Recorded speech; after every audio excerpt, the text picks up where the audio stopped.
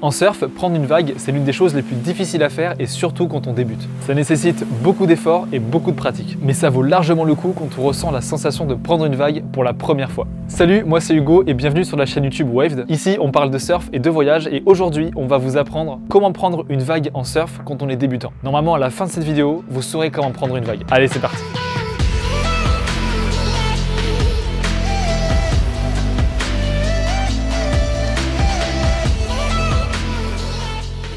Pour savoir comment prendre une vague, il faut déjà comprendre les 4 étapes par lesquelles passe une vague.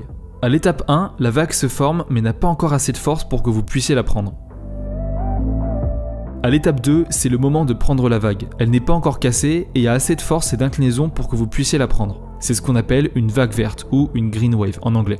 À l'étape 3, la vague se casse sur votre dos. La lèvre de la vague commence déjà à tomber et elle devient trop difficile à prendre, surtout pour un débutant. Et enfin, à l'étape 4, la vague est déjà cassée. C'est ce qu'on appelle l'eau blanche ou les mousses. Et il est super recommandé de s'entraîner en prenant des mousses quand on débute en surf, histoire d'apprendre à se lever et à bien se positionner.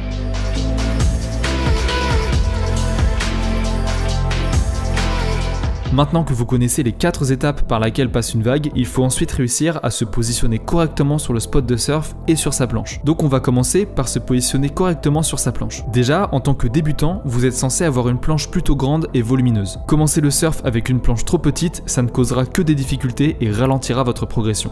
Pour bien se positionner dessus, faites attention à ce que vous soyez parfaitement positionné au centre de la planche, sans pencher trop à gauche ni à droite. Le plus important, c'est de rester bien gainé. Attention à ne pas être trop sur l'avant ni sur l'arrière. Si vous êtes trop sur l'avant, vous risquez le nosedive et si vous êtes trop sur l'arrière, vous aurez du mal à prendre une vague. Et une dernière chose, ne laissez pas vos jambes traîner dans l'eau. Gardez les jambes jointes et restez bien gainé. Sinon, vos propres jambes vont vous ralentir pendant que vous ramez.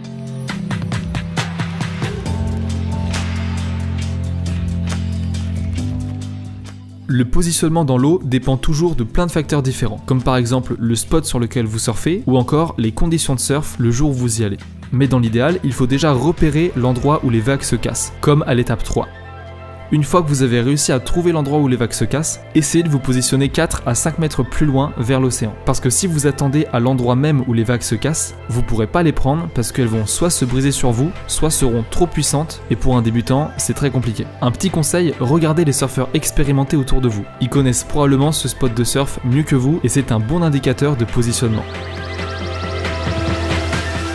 Une fois que vous êtes correctement positionné, regardez l'horizon et essayez de trouver les bosses, les ondulations, c'est-à-dire les vagues qui commencent à se former. Et quand vous voyez une vague se rapprocher de vous, retournez-vous et commencez à ramer profondément en étant bien gainé. Ce qui nous intéresse, c'est justement de prendre une vague qui va passer de l'étape 1 à l'étape 2, c'est-à-dire d'une vague molle à une vague assez forte pour que vous puissiez la prendre.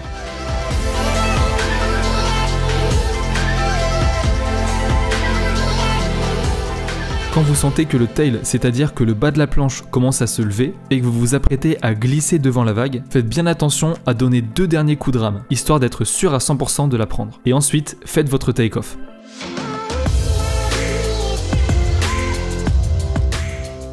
Le take-off, c'est le moment où un surfeur passe de la position allongée à debout. Et pour ça, posez vos mains bien à plat sur la planche au niveau de vos pectoraux. Cambrez un peu votre dos et levez-vous. Une fois debout, une erreur que font beaucoup de gens, c'est de rester le regard fixé sur la planche. Essayez au contraire de regarder droit devant vous vers l'horizon. Inconsciemment, vous allez avancer vers l'endroit où vous regardez. Si vous voulez voir une vidéo plus complète pour apprendre à faire votre take-off, je vous mets une fiche à l'écran et un lien en description. Normalement, à ce moment-là, vous avez pris votre première vague verte et vous ne regrettez sûrement pas d'avoir regardé cette vidéo. Prendre une vague qui n'est pas encore cassée, une vague verte, c'est faire en sorte que votre vitesse se rapproche le plus possible de cette vague. A l'inverse, prendre une vague déjà cassée, une mousse, c'est bien plus simple parce que la vague va vous pousser devant elle. Parfois, il est même possible de prendre une mousse sans même avoir à ramer tellement elle vous pousse en avant. Donc ce qui va faire que vous allez prendre la vague, c'est une bonne technique de rame et la gravité. Pour bien ramer, déjà, faites attention à être positionné parfaitement au centre de votre planche et bien gainé. Encore une fois, gardez vos 2 jambes à l'intérieur de la planche et jointes et non pas à l'extérieur. Et le but, ça sera de donner des coups de rame profonds et puissants avec la main bien à plat sous l'eau pour maximiser la vitesse. Un petit conseil avant de prendre la vague, jetez régulièrement des coups d'œil derrière vous, histoire de regarder quand est-ce que la vague arrive. Ça vous permettra d'ajuster votre rame en fonction de la puissance de la vague.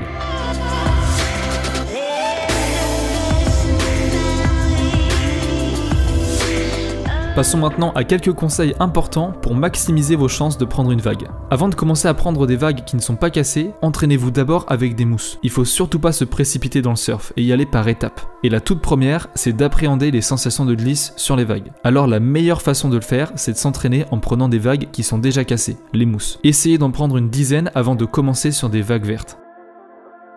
Si vous débutez, faites attention à prendre une planche avec un gros volume. Plus votre planche possédera un gros volume et une grande taille, plus il vous sera facile de prendre de la vitesse en tant que débutant et d'être stable une fois levé dessus. Si vous commencez le surf avec une planche trop avancée pour vous et trop petite, vous prendrez bien plus de temps que les autres pour progresser. Même si vous voyez 2 ou 3 surfeurs assez loin, faites attention à ne pas vous placer trop loin dans l'eau. Ces surfeurs-là attendent sûrement une grosse série, mais c'est sûrement pas ce que vous voulez en tant que débutant. Pensez bien à regarder derrière vous quand vous prenez une vague. Si vous ramez tout droit sans jamais regarder la vague qui arrive sur vous, vous risquez de mal ajuster votre rame et de vous faire bien surprendre quand elle va arriver. En tant que débutant, la meilleure manière de prendre des vagues rapidement, c'est de ramer en étant parfaitement perpendiculaire à la vague qui arrive. Si jamais vous faites un nosedive, c'est quand le nez de la planche se plante dans l'eau au moment de prendre une vague, eh bien c'est sûrement que vous êtes trop avancé sur votre planche et que votre poids est donc trop concentré sur l'avant. Mais vous pouvez aussi faire un nosedive si vous n'avez pas assez de vitesse. Donc attention à bien se positionner sur la planche.